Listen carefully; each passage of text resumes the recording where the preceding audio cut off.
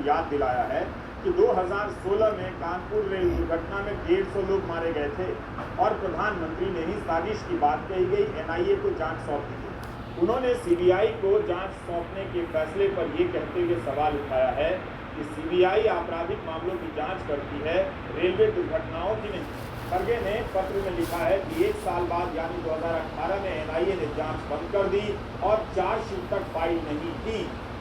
सवाल यह कि सीबीआई का काम क्या है, एनआईए का काम क्या है?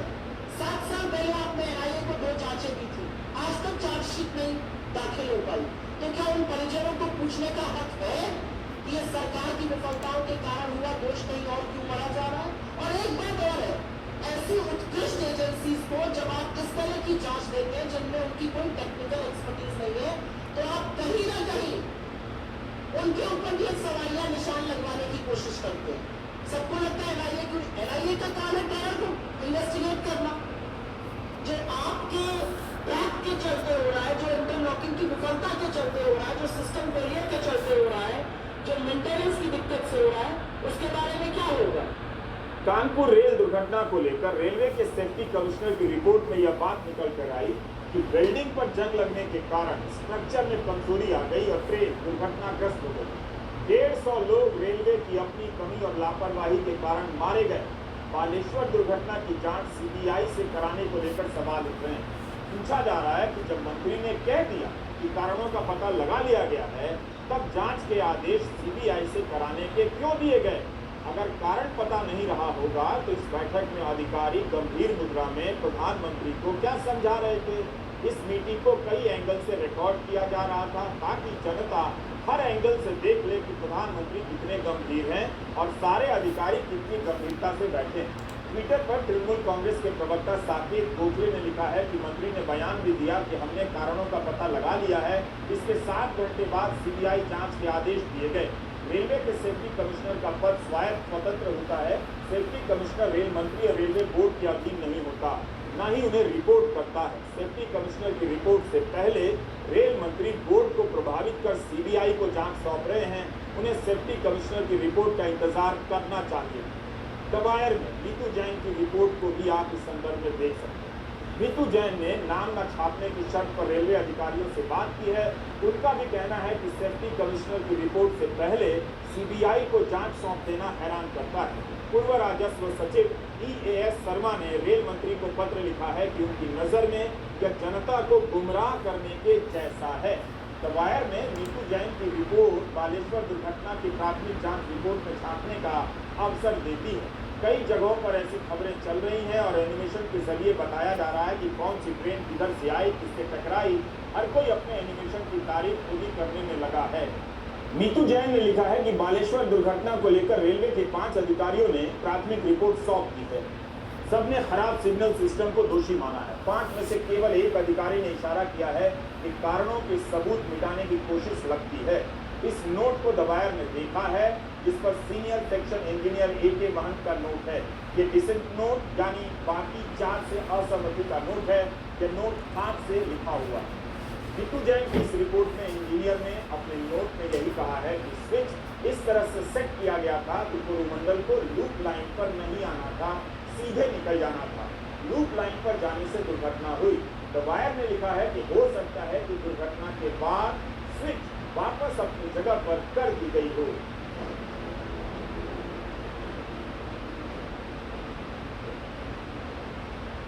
नीतू जैन लिखती हैं कि यह साफ नहीं है कि सीनियर सेक्शन इंजीनियर AK महंत सबूतों से छेड़छाड़ की तरफ इशारा कर रहे हैं या नहीं, लेकिन एक्सपर्ट का कहना है कि हवाई जहाज के ब्लैक बॉक्स की तरह सिग्नल की सारी बातें डेटा लॉगर में रिकॉर्ड की जाती हैं, उसी से ही पता चलेगा।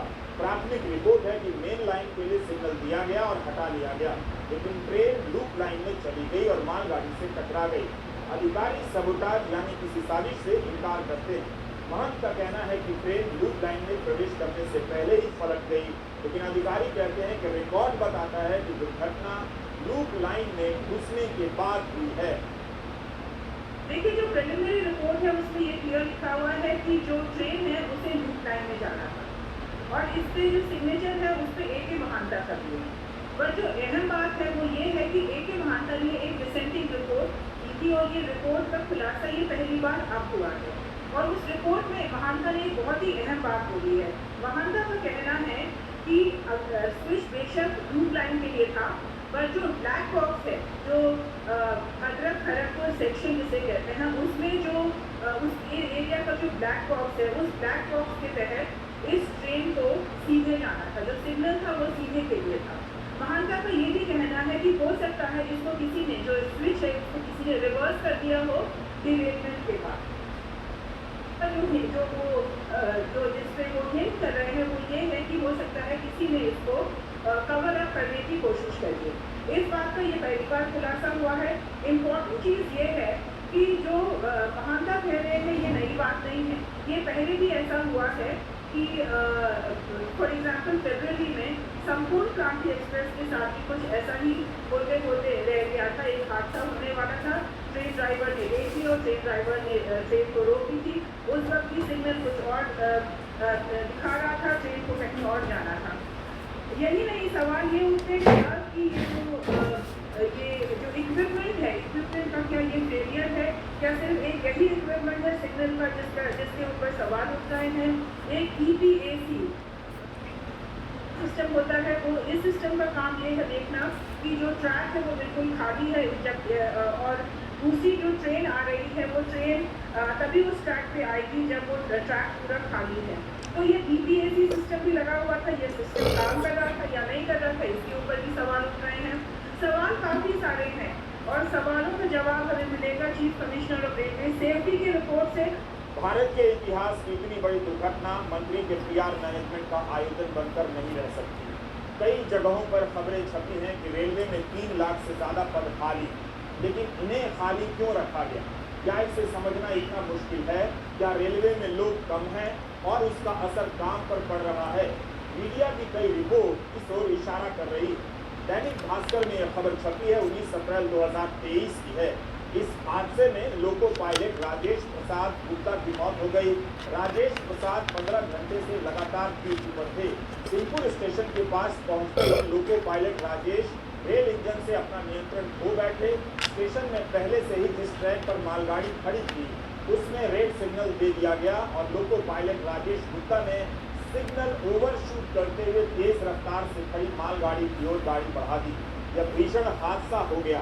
रेलवे के अधिकारियों से जब लोको पायलट राजेश प्रसाद गुप्ता के 15 घंटे से ज़्यादा समय से नौकरी पर बने रहने की बात पूछी गई तो उन्होंने जांच के आदेश दिए गए हैं कहकर मामले से पल्ला झाड़ दिया।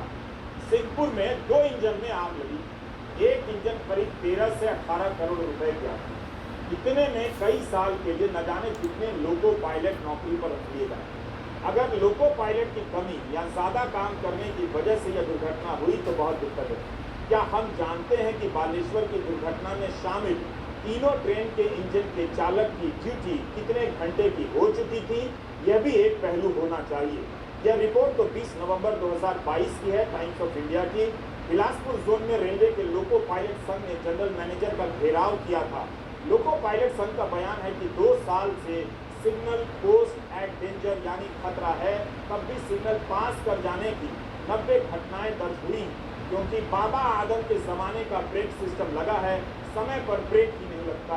रेलवे का यूनियन भी इन दिनों कमज़ोर हुआ।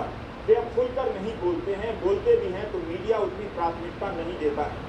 बालेश्वर की दुर्घटना के बाद हमें कई लोको पायलट ने बताया कि उनकी ड्यूटी के घंटे बढ़ा दिए गए हैं, आराम नहीं मिलता, जिसका असर काम पर पड़ने लगा है। उनका कहना है कि इंजन में आवाज़ बहुत होती है, इस कारण थकान भी जल्दी होती है। हमारी ड्यूटी 12 घंटे से ज़्यादा की होने लगी है, 12 घंटे भी ज़्यादा है, लेकिन कागज़ पर 12 घंटे ही खींची जाती है। हम अपनी तरफ से इसकी पुष्टि नहीं कर सकते हैं, लेकिन कई जगहों पर यह बात चर्चा में आई। रेल मंत्री बताएं कि इसमें क्या सच्चाई है, क्यों भर्तियां समय से नहीं हो रही हैं, क्या रेलवे स्टाफ की कमी से जूझ रही है। बड़ी संख्या में नौजवान हमें लिख रहे हैं कि रेलवे की अप्रेंटिस ट्रेनिंग लेकर बैठे हैं, उन्हें काम पर तो रखा ही जा सकता था, नहीं रखा जा रहा है। यही नहीं, सिग्नल डिपार्टमेंट का भी हाल बहुत अच्छा नहीं। दुर्घटना के वक्त पता चल रहा है कि इनका काम कितना अहम है, तब फिर इन विभागों में लोगों की संख्या पर्याप्त क्यों नहीं है।